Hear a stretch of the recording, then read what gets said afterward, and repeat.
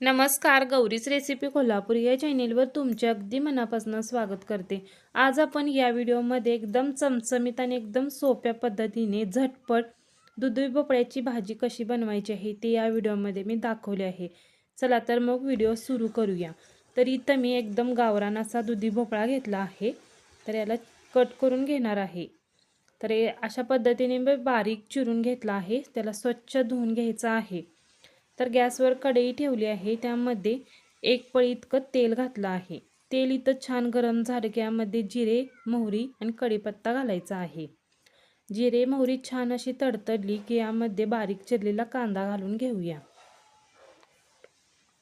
कांदा आपण आता छान सोनेरी रंग येऊपर्यंत परतून घेऊया। तर इथं कांदा छान असा परतला आहे, त्यामध्येच आपण आता कट केलेला दुधी भोपळा घालूया। आता दुधी भोपळा 2 मिनिटं छान तेलावरती परतून घ्यायचा आहे।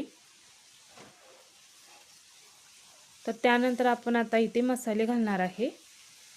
तर आपल्याला इथे 2 चमचे इतकं मी लाल तिखट घातलं, चवीनुसार यामध्ये मीठ घालायचं आहे। इथे धनेपूड आणि जिरेपूड अर्धा चमचा वापरला आहे। तर इथं छान असं परतून घेऊया।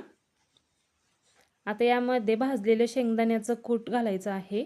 तर इथं 1.5 चमचा इतकं मी शेंगदाण्याचं कूट घातलं, थोडीशी हळद पण घातली आणि छान असं परतून दिलं। त्यामध्येच आता आपण आवश्यकतेनुसार यामध्ये पाणी घालायचं आहे।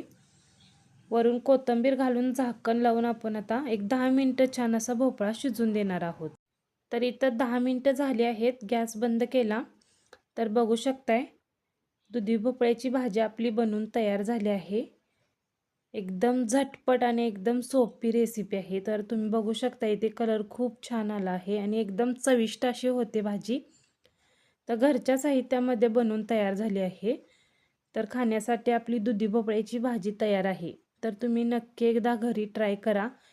घाई गडबडीच्या वेळी आपण अशा पद्धतीने एकदम सोप्या पद्धतीने पटकन टिफिनसाठी बनवू शकतो।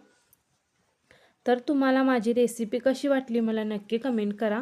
व्हिडिओ आवडल्यास व्हिडिओला लाईक करा, शेअर करा आणि चॅनेलला नक्की सबस्क्राईब करा। पुन्हा भेटूया अशाच नवीन एका व्हिडिओसोबत। तोपर्यंत धन्यवाद।